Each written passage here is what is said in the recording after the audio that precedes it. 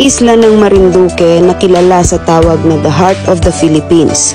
Dito matatagpuan ang Luzon Datum View Deck.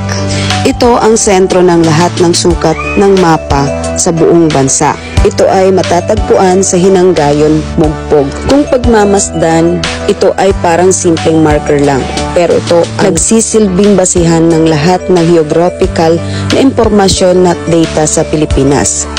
Ito rin ang pinakaina ng muhon sa Pilipinas. Bago ka makarating sa view deck, ay kailangan mong umakyat ng 480 steps sa hagdan. Ito ay tinayo noong 1911 na may taas na 220 meters above sea level.